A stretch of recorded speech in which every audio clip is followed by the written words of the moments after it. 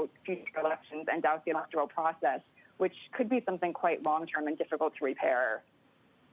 So, Professor, this is important. For market participants right now, they're taking the approach that most people are taking, which essentially is, this is President Donald Trump. We've heard this kind of thing before. Let it go. Yes, it's reckless. We don't agree with it. But ultimately, there are no risks that could materialize in the short term. You've brought up a long-term risk, and that's the democracy in the United States and the voting process and the legitimacy of it. An important issue that goes way beyond 2020 and 2021. But can you help me understand the short-term risk factors that might materialize, Professor? What are they?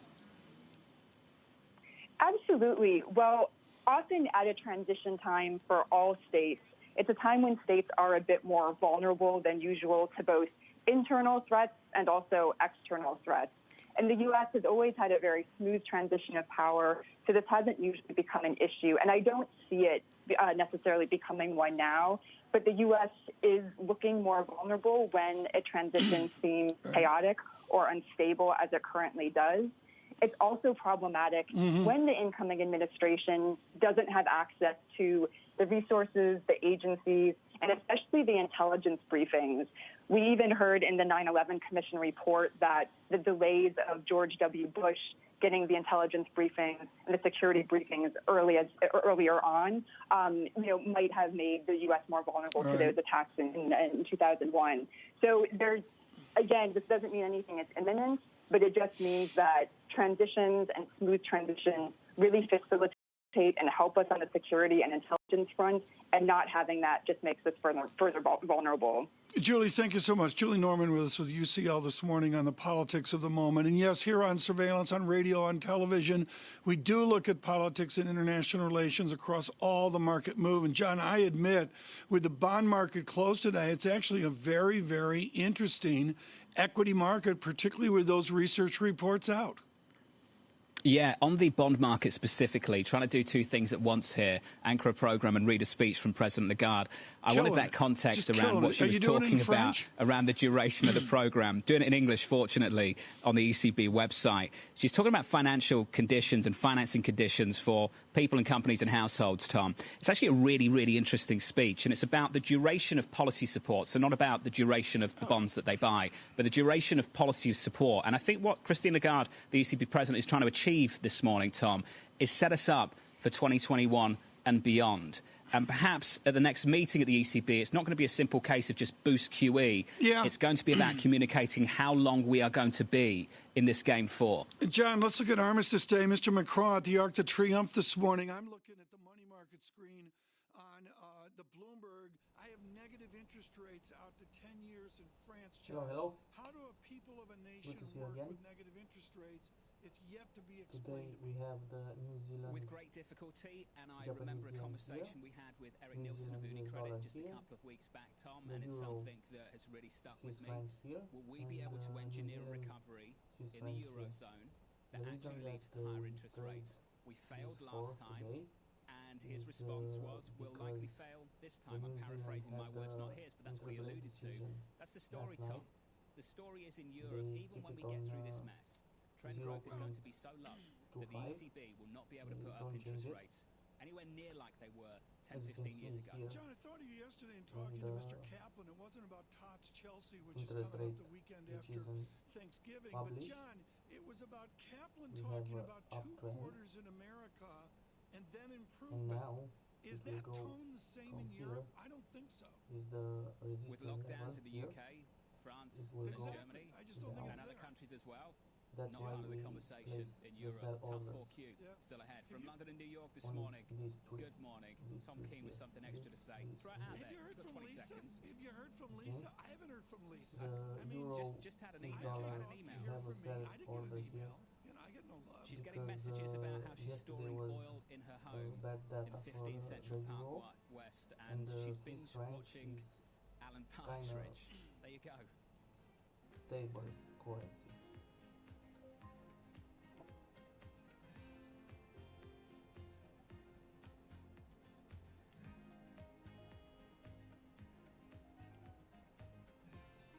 You can see here. We have uptrend, but sorry, here is the resistance level. Okay, if it goes here again, we will place another sell order on this level here.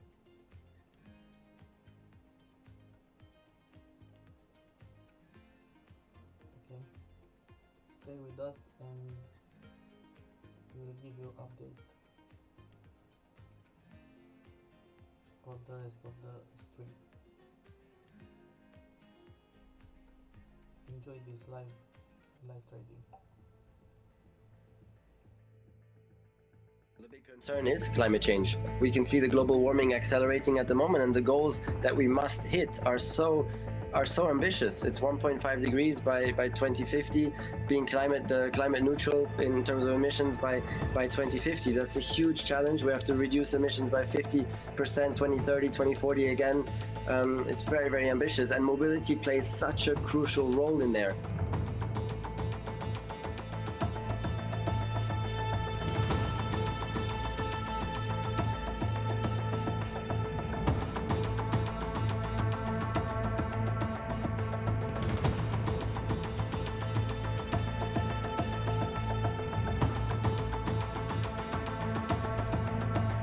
One thing is to do it in developed countries.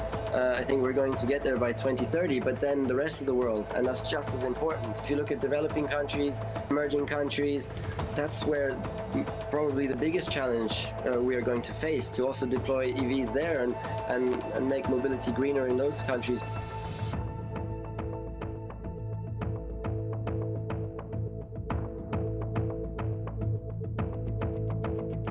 I know it's possible to move mobility forward fast enough to be able to do its part in this fundamental threat that we're facing.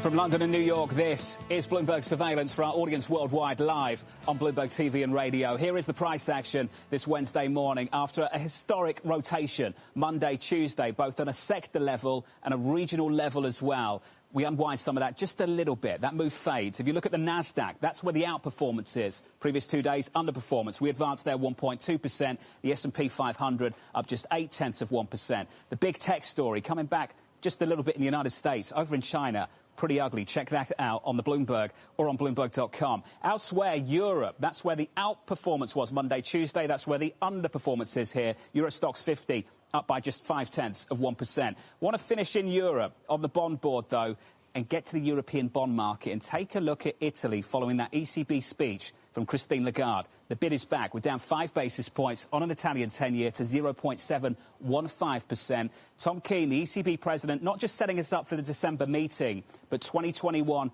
and beyond. An ECB that will be in and around the game for a long, long time with loose monetary policy. Over the last 10 minutes, John, yen goes stronger on euro-yen as well, and the euro on dollar 117.65. Right now, Thomas Koster joins us at Pictet Wealth Management. He has been very, very cautious on the economy, but you've got to dovetail that into market performance. We're thrilled that their senior economist joins us this morning. Thomas, you have had a very articulate, cautious view on aggregate demand. What does that mean for the stock market? Well, you have really two things about the stock market. One is the economy, and the second one is monetary policy. I must say we're in a world where monetary policy is very stimulative. Rates are going to stay low for a while, and actually we may see more asset purchases, bonds, obviously not equities yet, but still more liquidity going into the market, and that's helping valuations. Right. That's a fact. Tell us what, as we mentioned 20 minutes ago, 10 minutes ago, the reality of a sustained at the zero bound or a sustained negative interest rate. Away from the fancy guys like you, what does it mean for the people of Europe to see these chronic negative interest rates? Right. So the first thing, the mood has shifted a bit on negative rates. I will note that Europe did not move further down into negative after the coronavirus crisis. They did more asset purchases, more long-term loans to banks, but negative rates actually stayed where they are. So there seems to be some pushback against negative rates in the global central banking community. We all, we keep in mind Sweden decided also to move away from negative rates and back to zero. In England, they have been discussing and thinking about negative rates, but it seems there are some obstacles to negative rates there. So I must say, the wind has a bit shifted and is less in favor of negative rates globally, but more into asset purchases and how to provide fiscal space to countries so that they can spend money in the economy to help support the economy and to go through these tough times of the coronavirus. So, Thomas, my question to you would be, is that a change in the theory, or has the vaccine developments of the last couple of days just changed the approach, reduced the urgency? Well, the thing is, the debt is here, right? So you have to carry this debt. So I think, rates will have to stay low for long. I don't think the vaccine the vaccine, we were expecting a vaccine in 2021. Maybe it comes a bit earlier than expected, but big picture wise, it will take time for the vaccine to be deployed. And in the meantime, we still have many hurdles. So most of Europe is going through lockdowns right now. And in the U.S., I think we may, quite soon see, lockdowns at the state level. I'm watching New York City quite closely now. But, the situation is quite difficult, globally and especially in developed markets. So I think, central banks are here, especially to guard against the downside risks. So I don't think they will let down the guard. I think they will continue to provide accommodation for the foreseeable future, even if we have a vaccine and even if a vaccine is actually good news in 2021. So, Thomas, they've gone above and beyond what they did 10 years ago now. The Federal Reserve's in the credit market. The ECB was in the credit market a number of years ago. As you've pointed out, rates aren't going up for a long, long time. Do we have centrally planned credit markets now? Is that what they are? Because if I'm an investor right now, looking at what's on the horizon, hopefully things get better. Maybe they won't. But ultimately, is the outcome the same? Credit spreads remain really, really tight because these guys will just step back in and buy. Yeah, and I would argue we're in a kind of a soft MMT environment where there's pressure on central banks to ease policy and to keep rates low. However, we're not yet in the textbook MMT, and in the textbook MMT approach where the central banks completely lose independence or you plug them into the treasury, that's where the game changer would be, including for inflation. I don't think we're in that regime yet. I think we might be heading down that route. But it's more a question of several years rather than several months. But if we go into the textbook version of MMT, modern monetary theory, then I think we have a regime shift in terms of the inflation picture. So that's what I would watch. To what degree central banks start to lose their independence, and also to what degree the money starts to go away from the financial system to actually individual bank accounts. That's what I would watch closely. What is the distinction right now between inflation dynamics of goods and services? Well, that's the central question. The money right now is staying in the financial system. That's why you have low velocity of money supply. The money is still circulating within the financial system, and that's also helping valuations. So there's a line of thinking that says, well, let's stop this and put the money into the individual bank accounts. And I think that's where you could have a regime shift, because when you start to put the money into individual bank accounts, I think that's where you will have this inflation surge that everybody's fearing when you start to do that. I don't think we're there yet. I think what central banks are still doing, they're injecting money in the financial system.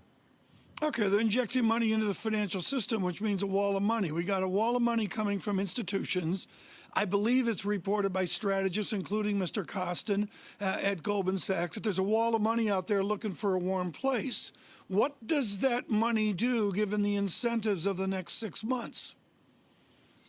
Right. So if you look at the macroeconomic picture, it's you have two stages. The first stage, it's the near term, and it's going to be tough. OK, you have, COVID infections are still up and rising quite strongly, especially in the U.S. And then in 2021, you should have the cyclical recovery. I mean, the economy will bounce back, right? So as an equity investor, I mean, do you look at the near-term challenges or do you look at 2021? My feeling is that, equity investors are already looking at 2021. And on top of that, we have almost, an assurance from central banks that they are going to stay behind the curve. They, by the way, those central banks still believe in this, trickle-down effect from asset prices to the real economy, even though the jury is still out on whether that really works. But they still do believe that boosting asset prices will end up boosting the real economy. Well, the jury's definitely still out on that. We're talking about central banks, of course. We're talking mainly about the main ones, the Federal Reserve and the ECB as well, the Bank of Japan too. Tom, I just want to jump in with a call from SocGen on Turkey. SocGen looking for a 400 basis point rate hike on November 19th. Yeah, that's the next meeting. 10.25 is the rate right now, so another 400 basis point hike. Yep. And they're looking for a move on dollar lira, Tom. Right now, 7.87. They're looking for that to come down to 6.92. That's a big move, Tom. I haven't done the math yet on what the lira does, but John, your math on 400 beeps is absolutely right, because what they're going to do is overshoot the requirement, which is modeled at 12 or 13%. So they go out to 14, so they don't have to do it 2 days later. That's the basic thinking there. So I'm going to use the I word. Thomas Costa, come back into the conversation. Idiosyncratic. How idiosyncratic is the Turkey story, and how many other EMs out there are going through a similar theme? Right. And, the question comes back to confidence and confidence in the financial system. I think we in developed markets are lucky. We have, very deep financial system that, and people trust the financial system. It may be a bit less the case in Turkey, though. Low rates, there are low rates in developed market, but doesn't mean that you have to go out there and be blinded about where you go and put your money. That's also the key takeaway. Be careful where you put your money. Thomas, thank you. Great to catch up, sir. Thomas Kostek there, Pictet Wealth Management senior economist, talking about central bank rate calls low. The Fed, the ECB, the BOJ and elsewhere. Much higher still to come in Turkey, apparently, according to SocGen, looking for a 400 basis point hike at the next meeting, I believe, a week tomorrow. Headlines coming from Chancellor Merkel as well. We must prepare for tough winter despite the vaccine prospect. The second virus wave is likely stronger than the first, and that's the reality for Europe right now. The hope on the horizon, we all share it. The reality on the ground right now, tough winter still ahead, Tom. John, I can't convey, when I was coming in this morning in the surveillance Bentley, I can't convey the reality that right now it's a pandemic. We've got the election, a contested election. All that's going on in the United Kingdom, Chancellor Merkel speaking as well, we're underestimating, we do economics, finance, politics. You know what? We're a medical channel right now, John, because things have shifted. I'll call it in America the last 48 hours. Way ahead you were that it's been the last couple weeks in the United Kingdom and the continent. This pandemic, again, is very close to what it was like in March. So, Tom, here's the question for a market participant right now. You've got this huge hope on the horizon. We all hope it develops in a advantageous world for society. Yep. Let's get to what's in front of us right now. How much bad news are you willing to ignore in the next several months If you're long this market, long cyclicals into the back half of 21, how much? A lot, because corporations will adjust. That's the great lesson of all this. You know, we do the running joke about triple leverage all cash fund. The history of this, John, and I was weaned on this in 73, 74 in school, and then wandering out into the glorious economy of 75. The history of this, John, is simple. Corporations adjust. Even Bloomberg will adjust to the idea Abramowitz is off today. I don't know what that's about. I'm just adjusting to the fact that you were still in school in the 70s. That's amazing. Can you believe that? A little bit earlier than that. Tom. You know, Jeff showed me the record album and said these guys are great. It was REO Speedwagon. No one knew who they were. You don't know who REO Alongside Tom Key. You don't know who REO Speedwagon is. I'm Jonathan Farrow. You don't know who REO Speedwagon is. I do. We're going to play a song as we go to commercial break. Yeah, We're going to do that right now. Yeah. Lisa Abramowitz is back tomorrow. That'll be fun. Looking forward to having Lisa back. She's back tomorrow? The Bear taking a day off. I'm off tomorrow? Last couple of days has been tough. You can be off tomorrow. You can be off the day after. Really? You want to take next week off too? Oh, you use my vacation days so I can understand it. You know, I've got like 6 Futures up 0.7%. This is Bloomberg. With the First Word News, I'm Ritika Gupta. Former federal prosecutors say Attorney General William Barr may make President Trump happy with his election fraud probes, but they say it's unlikely to change the result. Barr has set a high threshold on irregularities for investigators. At the same time, though, there's concern that the probe could undercut public support for Joe Biden. And Mike Pompeo isn't acting like a lame duck Secretary of State. Pompeo warns that the U.S. is not finished yet when it comes to acting tough on China. In a speech to the Ronald Reagan Institute, he called the Chinese Communist Party a Marxist-Leninist monster whose rule is authoritarian, brutish, and antithetical to human freedom. President-elect Biden has warned British Prime Minister Boris Johnson not to compromise peace in Northern Ireland while pursuing Brexit. The two spoke yesterday. Biden reaffirmed his support for the 1998 deal that put an end to the violence in Northern Ireland. According to a British official, Johnson promised that the UK would uphold the peace agreement. And the Federal Reserve expects to join the club of central banks set up to fight climate change. The network for greening the financial system requires members to be signed up to the Paris Climate Accord. President Trump withdrew the U.S. from the pact, but President-elect Biden has pledged to rejoin. And Deutsche Bank says that working remotely is a privilege you should have to pay for. Strategists at the German lender are proposing a 5% tax for those who work from home on a regular basis.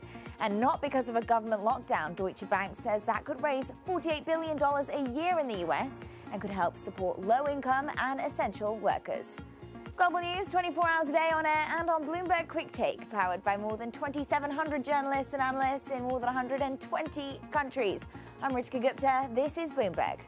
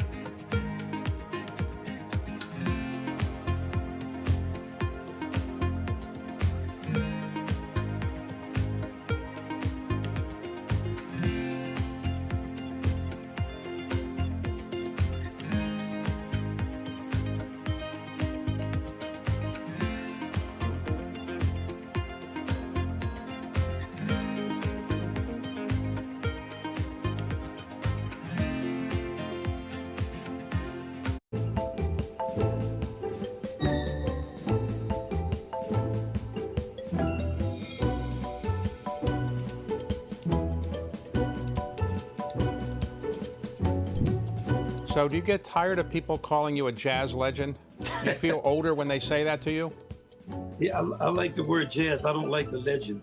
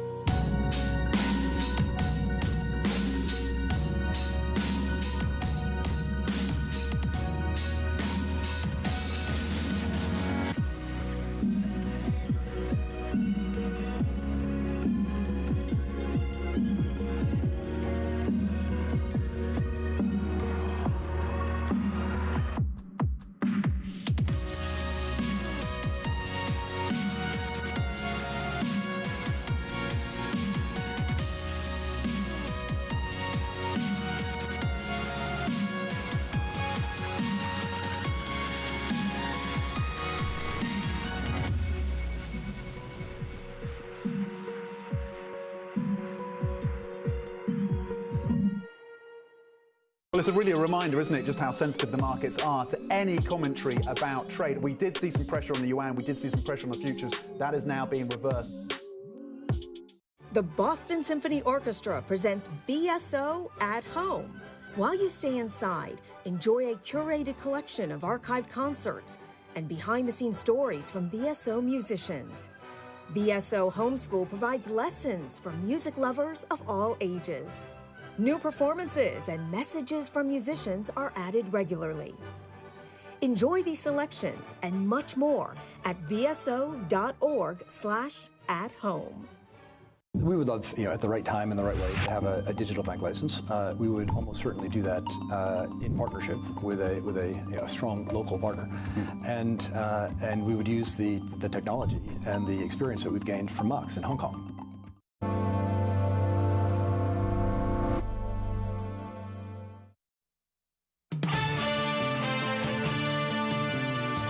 I always respected all of my colleagues, but I'm going to tell you that the pandemic has given me such a greater appreciation of the quality of people I've been blessed to work with.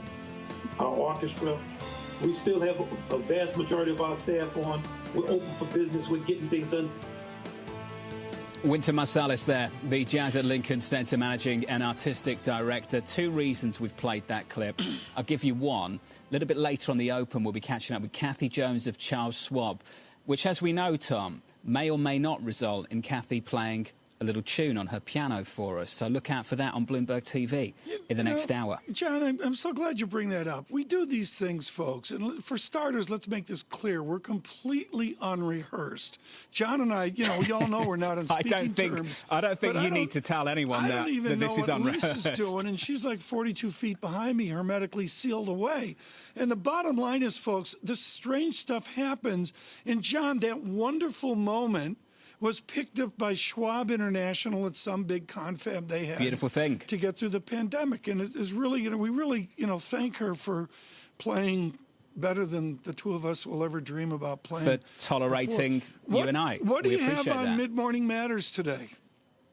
Kathy Jones of Charles Schwab. That's who we'll be catching up with. So you're done, hour. right? We're doing a piano special through the next 60. I'm stepping away now, Tom, just to take a breather. I'm glad you mentioned. Goodbye, John. Recover from this. Goodbye, John. Thank you. I'm glad piano matters because that is what it's about. His father was a legend. There's no other way to put it, including starting out Wynton at an older age, 12 years old, I believe, on his instrument. I think of Loston Harris at the Carlisle, studying under Marsalis years and years ago, and it brought on a generation of people who, guess what? They reinvented jazz and drove it forward into the modern age. David Rubenstein, peer-to-peer conversations, and Mr. Rubenstein digresses away from the politics in the moment with a gentleman from Lincoln Center. David, what did you learn in speaking to Mr. Marsalis?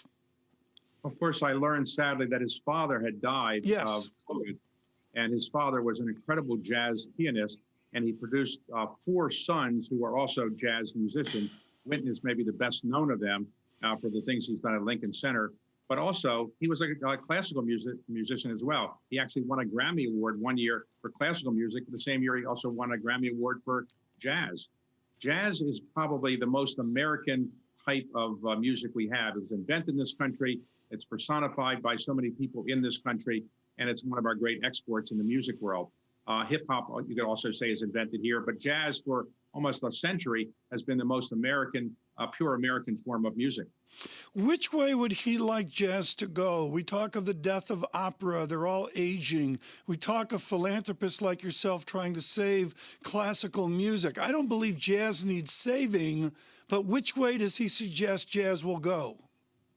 Well, he thinks jazz needs to be better known. Of course, it's not known by everybody, and it's an acquired taste. But sadly, he and other musicians today aren't able to perform as much because of COVID. So he did come back from a tour recently, but it was unusual. Usually musicians right now all across the country are not able to perform right now because there aren't really live audiences. And it's in a sad situation for the performing artists in our country right now because a lot of them just don't get income unless they perform, and it's hard for them to perform right now. He's an unusual situation, though, because he's so well known. He's doing so many different things. But he worries about so many other jazz musicians.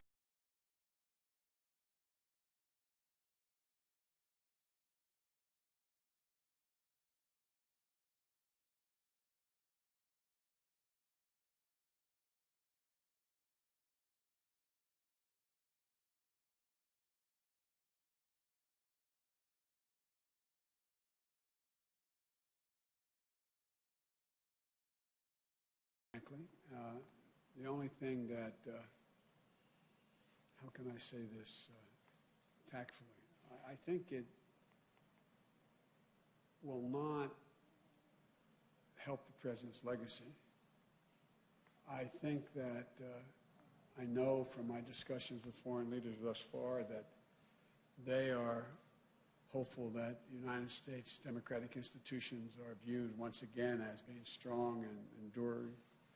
And but I think at the end of the day, you know, it's all going to come to fruition on January 20th. And between now and then, my hope and expectation is that the American people do know and do understand that there has been a transition. Even among Republicans who are people who voted for the president. I understand the sense of loss. I get that. But I think the majority of the people who voted for the president, a lot voted for him, a significantly smaller number, but a lot voted for him. I think they understand that we have to come together. I think they're ready to unite, and I believe we can pull the country out of this bitter politics that we've seen for the last 5, 6, 7 years. And just to follow up on a previous question, how do you expect to work with Republicans if they won't even acknowledge you as president-elect? They will.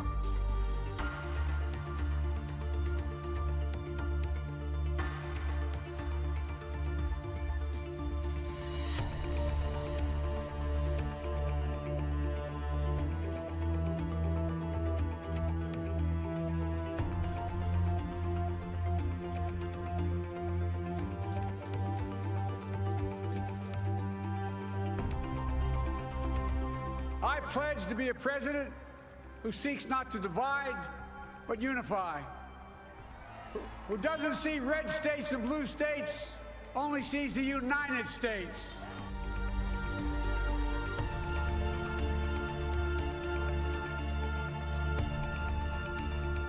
Every little girl watching tonight sees that this is a country of possibilities.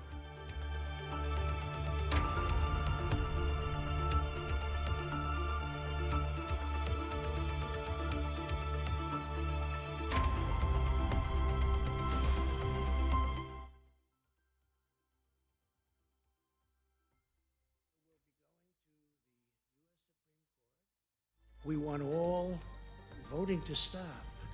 We don't want them to find any ballots at 4 o'clock in the morning and add them to the list.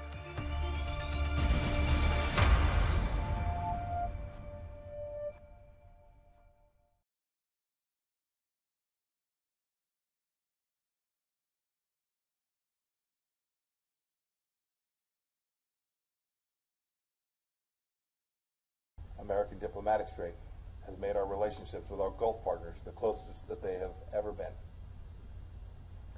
And by just simply recognizing Jerusalem, candidly recognizing Jerusalem as the capital of Israel, and acknowledging that the Golan Heights are part of Israel, we've helped secure our ally, the Jewish state, as central to the region's future.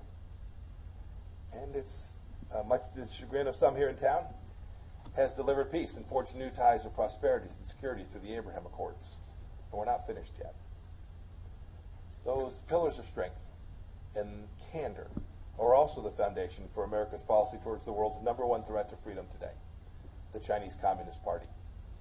I've spoken about this at great length, and I have borrowed from President Reagan with great frequency in how we think about this challenge. For 40 years plus, we steered a course correction. We changed. Been handled with kid gloves. And we'd ignored all the contrary evidence that showed that the regime in Beijing really is troublesome.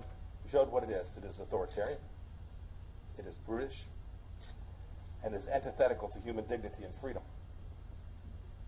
And we've stated clearly and consistently that the United States-China relations will not be dictated by exceptions carved out by the party, but by the simple and powerful standards expected of any nation with aspirations to play a role on the global stage.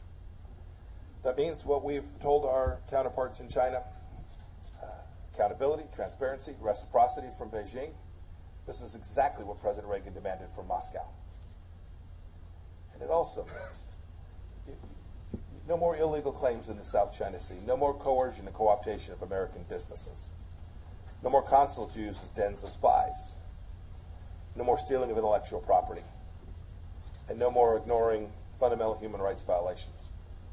And the party's atrocities in Xinjiang, Tibet, and elsewhere will not be tolerated. This challenge requires not only diplomatic effort, but military strength to keep the peace. So this administration has made historic investments to enhance our armed forces and to focus their efforts and bolster our primacy in the region. I've been the Secretary of State now for coming on 30 months. Travel the world talking to our friends and partners about the CCP's nature and its intentions. I've told them that the West is winning. I've reminded them that we will prevail. The good news is that the free world and sovereign nations are beginning to wake up. They are now rallying to this cause. You know, I'll often hear, we don't want to pick between the United States and China. I remind them that that's not the fight.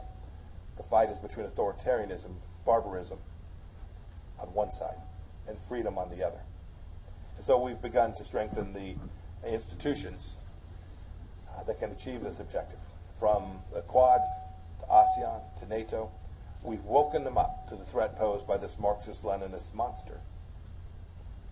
The new and lasting consensus on the Chinese Communist Party is a historic result of America's strength and candor, precisely the traits that President Reagan spoke of.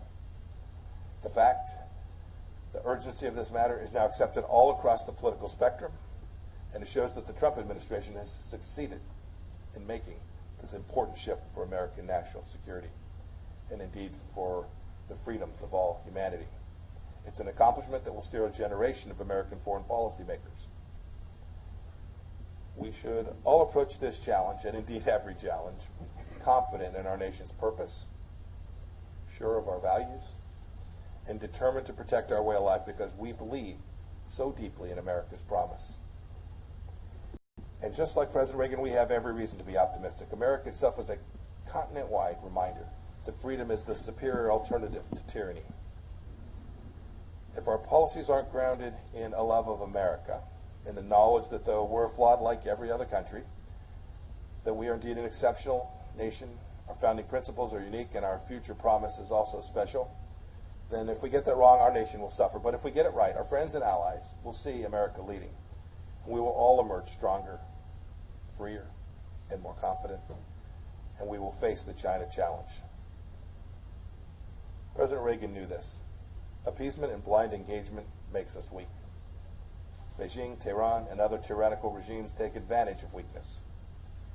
We cannot afford to return to the days when America sacrificed its natural leadership to morally pliant multilateral institutions that in fact erode American sovereignty.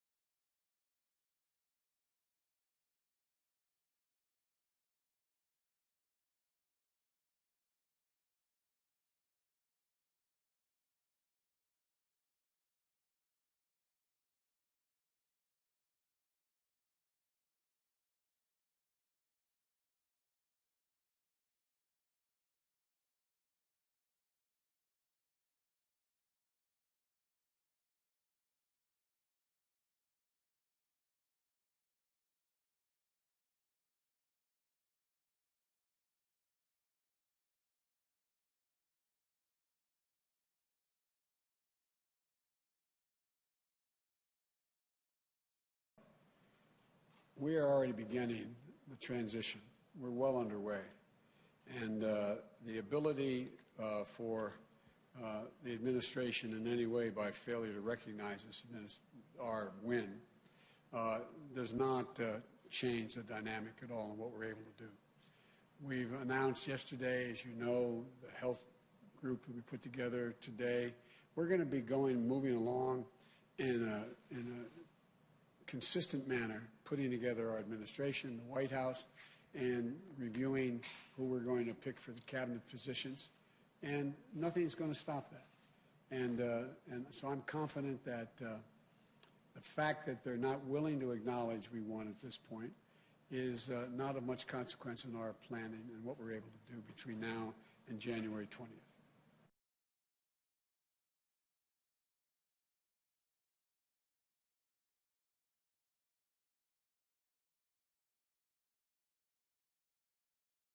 And what is going on at the White House, as far as you can tell, Mario?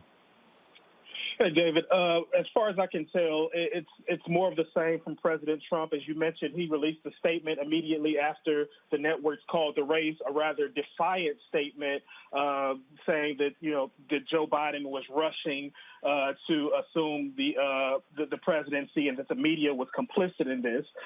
So he also promised to continue his legal action. So it's essentially been more of the same for the president, what he's been signaling for the better part of this week. Yeah, Mario, at the same time, I've said in past instances, and I'll go back to 2000, which I was involved in at ABC News, I remember the Republicans really rallied around then-Governor George W. Bush. The Democrats really rallied around the former Vice President Al Gore immediately afterwards. Are we getting the same kind of rallying of Republicans, senior Republican leadership, particularly from the Hill, around President Trump right now?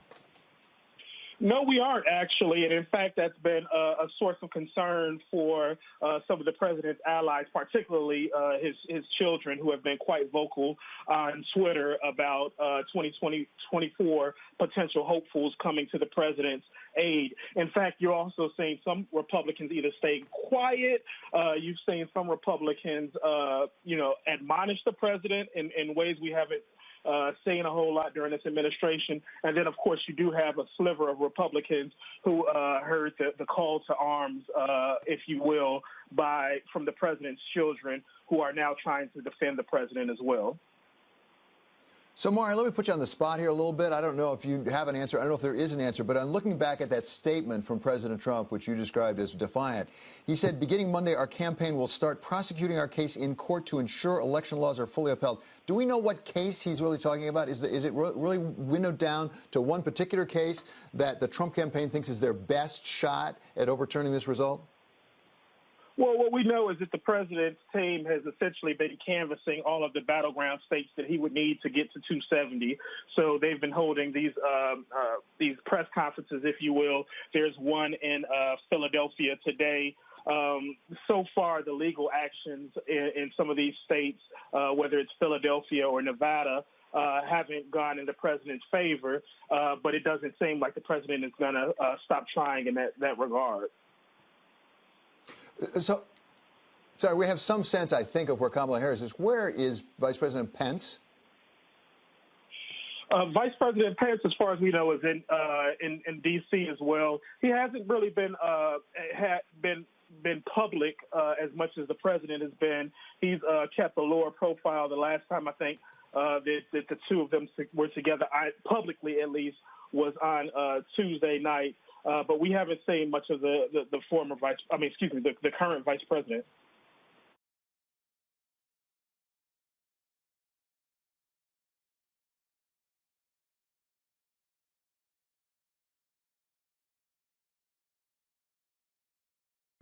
I will be a president for every American. This election is over.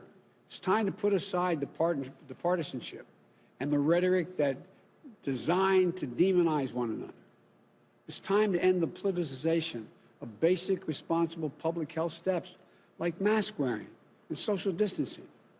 We have to come together to heal the soul of this country so that we can effectively address this crisis as one country where hardworking Americans have each other's backs and we're united in our shared goal, defeating this virus. as we work toward a safe and effective vaccine, we know the single most effective thing we can do to stop the spread of COVID is wear a mask. The head of the CDC warned this fall that for the foreseeable future, a mask remains the most potent weapon against the virus. Today's news does not change that urgent reality. I won't be president until January 20th, but my message today is to everyone is this: it doesn't matter who you voted for, where you stood before Election Day. It doesn't matter your party, your point of view. We can save tens of thousands of lives if everyone would just wear a mask for the next few months. Not Democrat or Republican lives, American lives. You know, maybe it would save the life of a person who stocks the shelf at your local grocery store. Maybe it saves the life of a member of your place of worship. Maybe it saves the lives of one of your children's teachers. Maybe it saves your life. So please, I implore you, wear a mask. Do it for yourself. Do it for your neighbor. A mask is not a political statement, but it is a good way to start pulling the country together. I want to be very clear. The goal of mask wearing is not to make your life less comfortable. It's to take something away from you. It's to give something back to all of us, a normal life. The goal is to get back to normal as fast as possible. And masks are critical in doing that. It won't be forever, but that's how we'll get our nation back up to speed economically, so we can go back to celebrating birthdays and holidays together, so we can attend sporting events together, so we can get back to the lives and connections we shared before the pandemic. It doesn't matter whether or not we always agree with one another. It doesn't matter who you voted for. We are Americans, and our country is under threat. And now, we're now called to do the same thing the generations of proud Americans have done when faced with a crisis throughout our history. Rise above our differences to defend the strength and the vitality of our nation.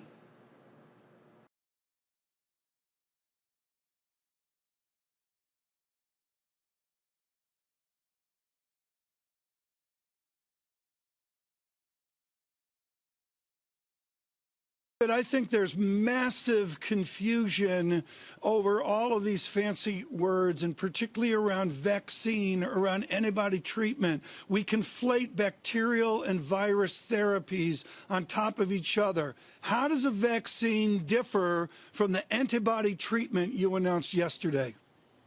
Well, thanks for having me on, Tom. And exciting news last night with the emergency use authorization in the U.S. for our monoclonal antibody, neutralizing antibody, which is a therapy that you're to be given in this approval if you have newer onset disease, so a positive test and symptoms, and in particular if you fall into a high-risk group, you have underlying conditions or you're older.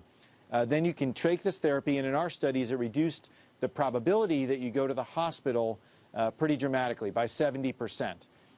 So that's an important step, another tool now to help manage this disease just when we need it most. In terms of how it works, you're asking, what we did actually was when your body's infected with a virus, it mounts a variety of immune responses. One of them is we create antibodies, which have been much talked about in these antibody testing. These antibodies lock up the virus and dispose of it. What we did was took antibodies from surviving patients early in the pandemic. We isolated the very most potent ones, in this case, and now we make it in a factory synthetically and give it as a medicine. This is really important, David Ricks. Can you suggest that this bacterial-like antibody therapy, almost like a bacterial antibiotic, could be a substitute for a true vaccine? Well, we're studying what we call passive immunization in a setting where you're trying to prevent spread. In our case, we're looking at spread within nursing home facilities.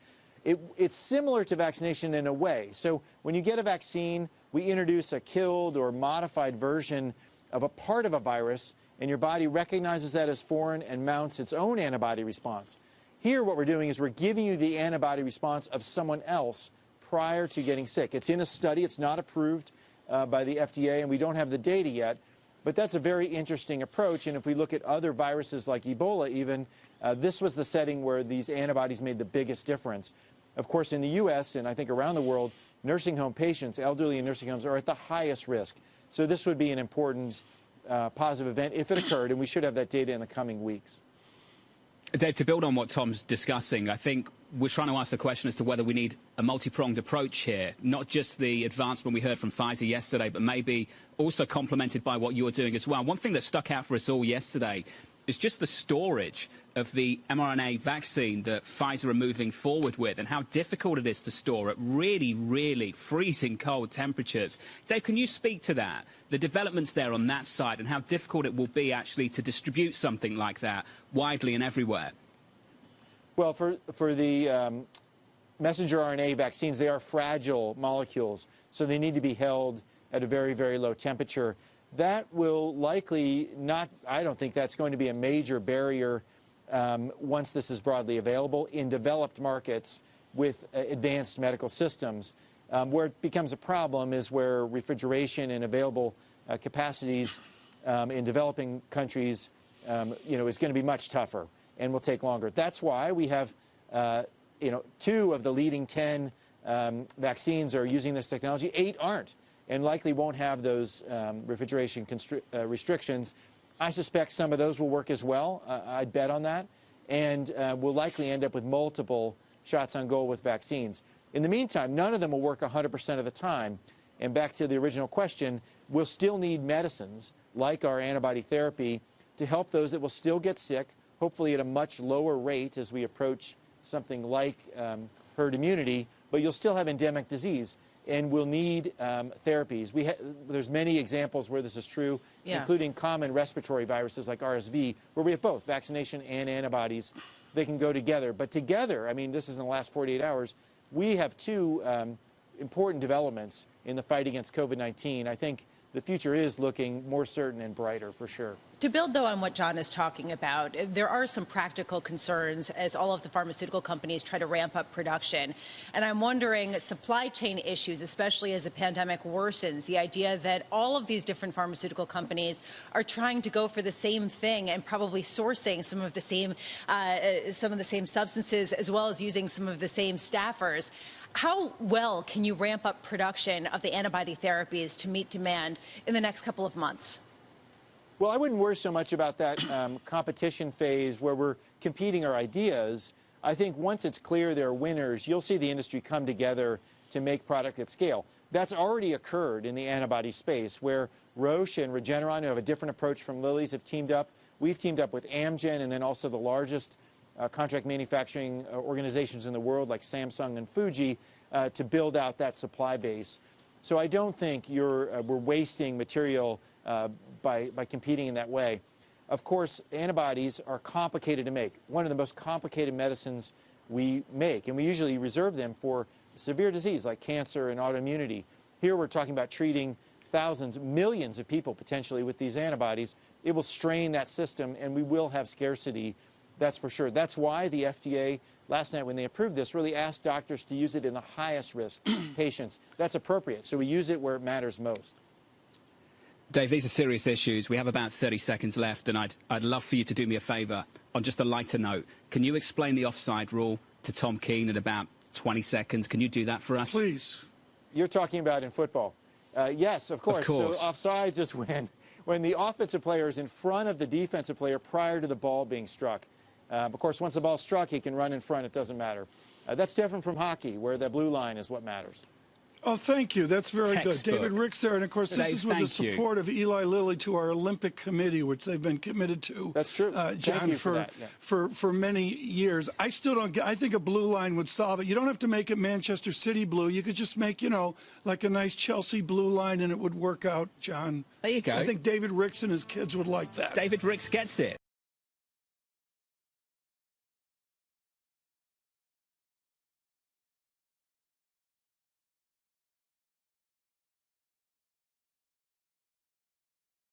We did have arguments today in the Supreme Court on the Affordable Care Act, whether it should all be struck down. We now welcome our colleague Lydia Wheeler of Bloomberg Government to for a recounting of exactly what happened in those oral arguments. So, Lydia, thanks for joining us. The reports are that we have at least some indication maybe they would be willing to sever, that's the term I believe, sever the part of the individual mandate from the rest of the statute. That's right. Well, thanks for having me. But yes, during arguments today, it seemed like two key justices on the court have indicated that they are inclined to uphold the Affordable Care Act and just cut out that one unconstitutional provision, which is the individual mandate, which requires everyone to purchase health insurance or pay a penalty. So everybody's fixated on the newest justice up there on the bench. She is, of course, Amy Coney Barrett. And as you know, in her confirmation hearings, there was a lot of talk about how she could be key in the Affordable Care Act. Did we hear anything from her? Right. So during her Senate confirmation hearings last month, she said that, the presumption should lie on severability. So that would mean that she would think that the individual mandate should be severed from the rest of the law. Today, she asked, what the court should make of the fact that the 2017 Congress dropped the tax penalty to zero, but didn't actually invalidate or repeal the mandate. So it seemed like she's, clearly thinks that the individual mandate is no longer constitutional, but seemed a little bit unclear yet whether she thinks that it should be severed or not after arguments today. So give us a sense. It's always dangerous, as you know, as well as I do, dangerous to judge where the court's going from oral argument. There were signals given. Sometimes those signals are right. Sometimes they can be a little misleading. What's the time horizon on this as a practical matter? Right. So we're not expecting a decision until June, and probably not until the end of June. The Supreme Court tends to save the best cases for last, especially cases that are really political and highly controversial. So I'm not expecting a decision until June in this case.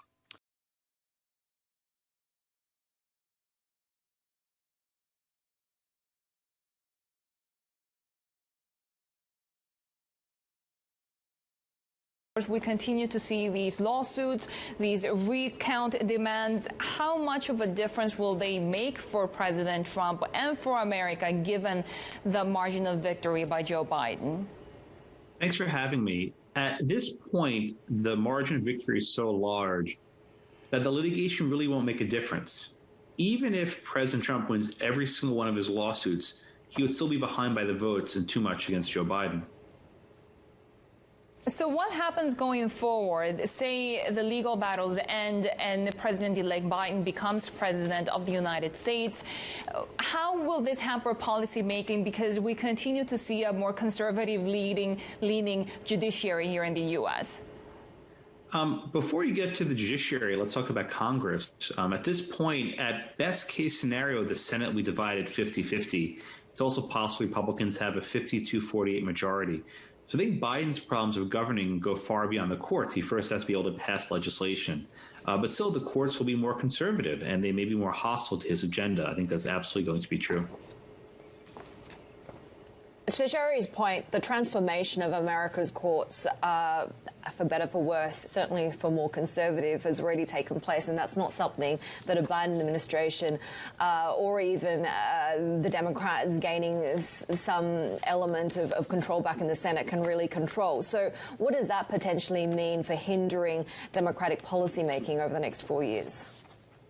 Well, one of the odd occurrences the last few years is that President Trump had a conservative judiciary, and he largely lost a lot of the big cases. And the courts seemed hostile to when President Trump tried to undo the policies of his predecessors, President Obama. I think we may see something similar, where President Biden is halted for trying to undo the Trump policies. The courts have this strange preference to keep things the way they were, and often that means what they were before Biden came to town. So I think a lot of Biden's efforts to sort of undo or unravel the Trump policies will be met with a buzzsaw. So we know that during the some serious, some I guess more speculative about what President Trump could do in terms of preemptively pardoning himself, his associates, members of his family. How constitutionally acceptable would these moves be? Well, without question, President Trump can pardon his family members and those around him. That's not new. Presidents have done pardons before of close associates. The more difficult question is whether he could pardon himself. Our Constitution doesn't really put a limit on who can receive a pardon. So there might be some other limitation, but in theory, at least, President Trump could pardon himself. I think the bigger question is whether the Biden administration will decide to prosecute criminally the president and his associates. I think it will be a huge cause of divisiveness to go after those prosecutions for years to come. It's unlikely to get any sort of conviction. People may feel good when the president's charged, but it may take a decade before this case is resolved, and Trump will never step foot in a jail cell. I know people want it, but it's not going to happen. Give us some background on all of those investigations going into the president's business dealings as well. Oh, they're more than I can count. There are investigations not only from the federal government, but the state government. The New York government is looking at his tax returns. They're looking at some of his efforts to pay off porn stars to keep them secret, keep them quiet. There's efforts of obstruction of justice. There's efforts to direct foreign government business to his own private enterprises. There's more allegations than I can possibly count, which is why I'm trying to say that perhaps the best thing for the country is to recognize that this was not the best behavior, but not spend years litigating this. Keep in mind, 71 million people voted for the guy. To see them vote for him and now have a prosecution, I think would be sort of the opposite of what Joe Biden said he wants to, which is unify. And I think that's a very important decision he has to make very early on.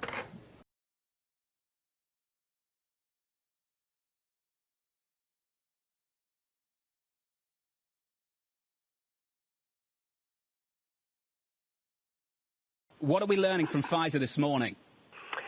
Well, Jonathan, this is incredible data, I have to say. I mean, I haven't seen data, but reading the press release, it's beyond what I expected it to be. It's above 90% protective in terms of efficacy.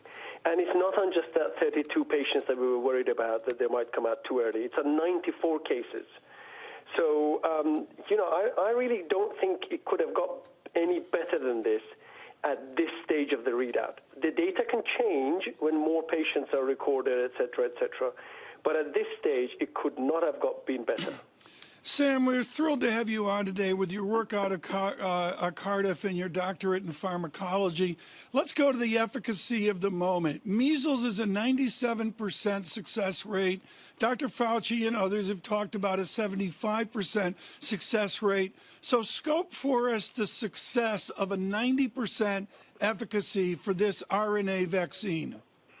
Yep, so Tom, if you think about it, flu vaccines range from, we've even seen efficacy at low 30s or 20s up to about 60% protection. So here, when they're talking about above 90%, and let's not forget the primary endpoint of this trial, the initial aim of the trial was to reduce cough and fever. So what we would love to see is that then means that the actual severe cases are much, much lower than what you would expect in a normal setup. And if I may add, another element that's really exciting here is that this technology lends itself very well to developing very many versions of this. So if, God forbid, the mink Danish mutant ends up being a virus that can surpass this particular vaccine, it took them 6 months to do this. They can do it again. That's the beauty of this technology. Sam, what is the next step for Pfizer? I think our audience worldwide has an understanding of phase 1, phase 2, phase 3. What is phase Fazeli right now for Pfizer? Yeah, so these guys have clearly got enough data now. 94 cases is a pretty decent number to go to the regulators and ask for what's called emergency use authorization. Unfortunately, we have to check our enthusiasm a little bit, continue to wear our masks, and keep our distances, because they've only got 50 million doses by the end of the year. Next year is a different story, 1.3 billion doses. But don't forget, the next one that we'll hear from in the next couple of weeks will be Moderna. It may not be as effective, but it still could be quite a useful weapon when you're trying to get the world back to normal in terms of trying to get vaccinated, as many people vaccinated as possible. Sam, that's exactly where I wanted to go. The rollout of some of these vaccines, how quickly we can use it as a circuit breaker to try to stop the COVID surge that we're seeing now. How likely is it that the safety data that we're looking for is going to be sufficient to give people confidence to start unrolling this in mass with billions of doses, as you say? Yeah, so you're going to have to accept some risk there.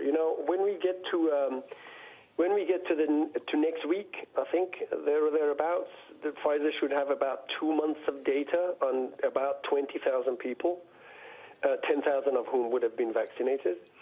Give it another 2 months. By the time this thing is approved and decent volume comes in, there will be even more safety data. We should not just get too comfortable with this because this is still an experimental vaccine. It is a complex disease. But what we've seen so far is, I think, the best that we could have expected at this stage.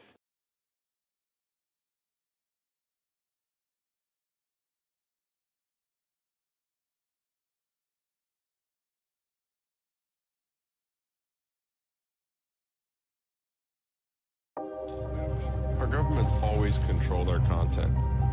The fight for freedom. We've just never paid attention. Freedom of speech. There's a very small group of people that influence all the companies that we watch.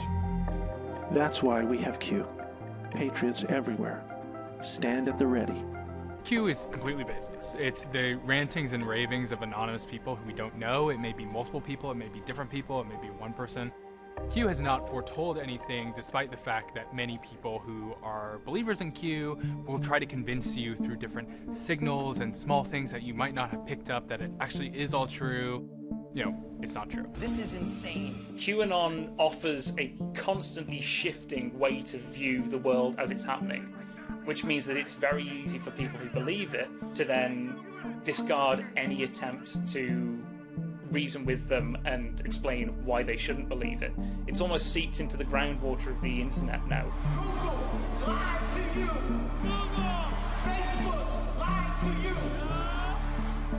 You know, for a long time, reporters have been trying and have been openly wondering, who is Q? Who is this anonymous person making the post? It's one letter, but it spells out a bizarre conspiracy theory with President Trump at the center. Obviously, the president knows what QAnon is. Well, I don't know much about the movement other than I understand they like me very much. Almost equally as important as to whoever Q is who runs these sites like QMAP. People like this are just as influential in spreading the conspiracy as Q themselves. Q is a pretty interesting case study in how you move a fringe idea into the mainstream. I had a personal curiosity as to who was behind QMAP before. You know, I really felt that it warranted kind of a deeper investigation.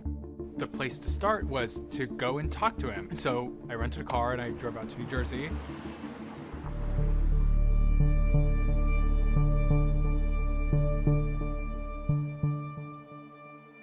My name is William Turton. I'm a cybersecurity reporter at Bloomberg News. I'm Joshua Brustein. I'm a writer for Bloomberg News and Business Week magazine. I'm one of the two writers on this story about QMAP.pub.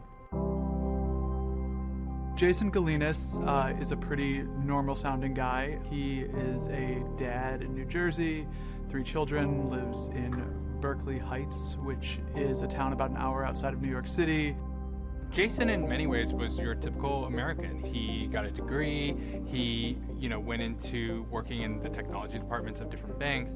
He was a senior employee at Citibank, where he managed over 100 employees. And, the last major project he worked on there was an artificial intelligence project at Citi.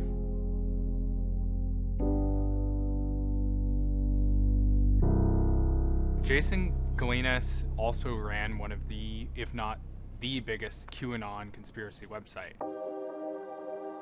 Like many people who are now deeply into QAnon, Jason seemed to express the beginnings of interest in these kind of theories during the Obama administration. We were able to speak to friends, one of whom told us that, about the time Obama was elected, Jason described Obama to him as the Antichrist.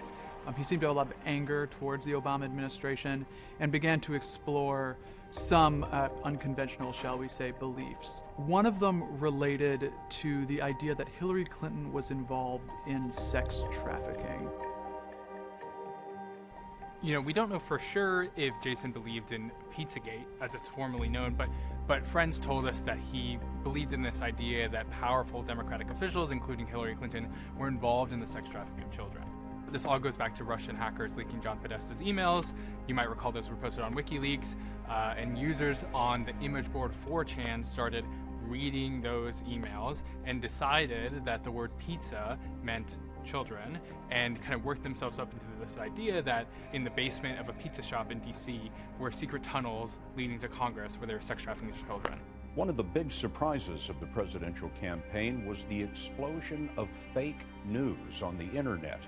Fantastic tales that some believed to be true. At one point, far into the conspiracy theory, someone actually showed up there with an assault rifle and shot it inside the restaurant before realizing that the basement he was looking for that would have presumably held the children did not even exist. 28-year-old Edgar Welch was arrested in Washington Sunday afternoon outside Comet Ping Pong, a popular family pizza parlor. D.C. police say Welch fired at least one round into the restaurant floor with an AR-15 rifle like this one on his Facebook page. He recently pleaded guilty, but this became a huge phenomenon which kind of set the stage for QAnon.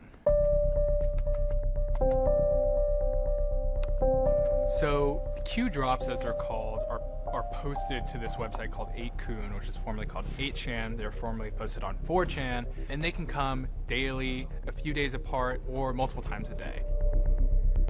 In October 2017, a anonymous user who called themselves Q posted a message saying that Hillary Clinton would be arrested, that this would lead to planned riots, and that this would kind of be the beginning of the apocalypse. Now, this sounds really weird. It wasn't actually all that unusual for 4chan at the time. There were a fair number of posts from people purporting to be high-level government officials revealing secrets. And the QAnon account was one of them. There was an FBI anon, there was a CIA anon.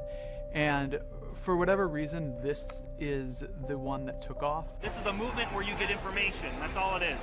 It's up to you how you want to take it. Follow the plan, trust the plan, the Great Awakening. You know, there's a lot of reasons why someone might believe in QAnon, and it actually, is why people believe in conspiracies in general. I think now more than ever, there's kind of distrust in the media, in this shared set of facts. It's all about control. Look at the science. Show me the science with a mask, because I'll show you science. The virus goes right through the mask. The coronavirus probably drove people deeper into their kind of silos and their holes. Many of the followers will sometimes talk about how they've been alienated from their friends and family, but will say, I have my Q family. There are a handful of Q aggregators, including QMAP, which have taken the Q drops and posted them in more friendly web environments, devoid of some of the pornography and other things that are on the websites where the original Q drops are. So QMAP was started in April 2018. What QMAP did that was so interesting was that it took it one step further. Not only did it aggregate the posts, it also kind of wrote out these themes and players, so it was really easy to navigate. And this, to me, was one of the biggest revelations in my reporting. When we found deleted posts from Jason Galinas, where he explained on Twitter how he designed the site like this intentionally to make it as accessible to as many people as possible. As he called it, he was onboarding normies into the conspiracy. If you wanted to read more about the secret pedophile cabal, great. Or if you want to read about the secret plot to take down Mike Flynn, for example, Trump's former national security advisor, boom, there's a theme you can go to and read all about it. In recent weeks, 2 researchers at this startup in the UK called Logically published this really interesting and fascinating report that outed Jason as the person behind QMAP. So Logically AI is a small operation that looks to expose disinformation through basically internet forensics. We use a lot of data streams. It's then up to us as the investigators and the users to pare that information down, look for trends, look for patterns. My name is Joe Ondrak. I am the senior investigator at Logically.ai. We are primarily a fact-checking company, but we also do investigations and editorial into disinformation and misinformation online. And they began looking into QMAP in the late summer because they felt like it was a way that people were becoming radicalized and wanted to figure out who was behind it.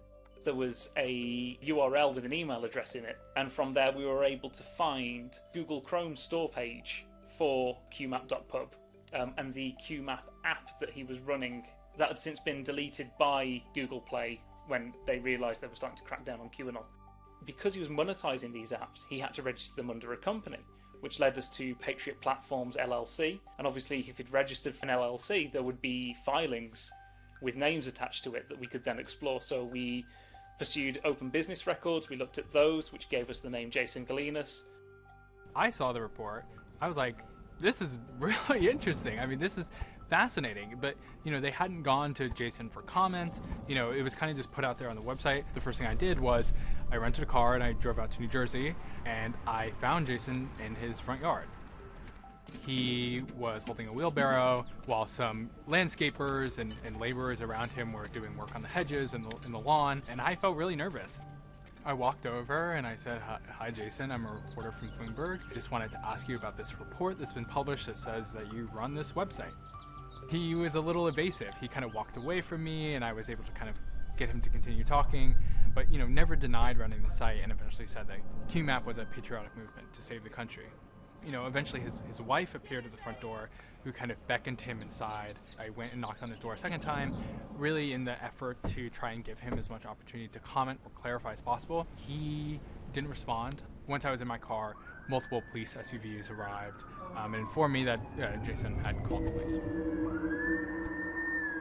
Once Jason knew he was found out, he took down his entire online presence as well as his wife's online presence and pretty much disappeared from the internet.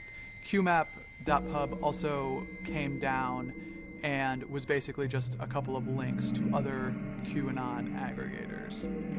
After our first article that came out that noted Jason was an employee at Citigroup, the company placed him on paid leave. It's unclear where Jason is now, but Citi actually fired Jason Galinas after almost 13 years at the company. The reason they gave for firing him is that working at Citi is a really highly regulated place, and you have to disclose to the company your income outside. And he was in theory making money off this QAnon website, off Patreon, and he never disclosed that to his company. QMAP coming down will probably not have a huge impact on the viability of the QAnon community. At this point, it is large enough to be pretty adaptable. You've seen it pop up in many places overseas, and it really serves as a sort of proxy for extreme distrust of any institution. We will add another cell here on the New Zealand Swiss franc. I think it kind of goes back to this idea that people are disillusioned with kind of what's happening in the world and are more likely to believe conspiracy theories. I think that's what makes Q appealing. It's finally an answer to all the weird and strange things that are happening in the world. I think that's it for today. We will let these 4 trades running.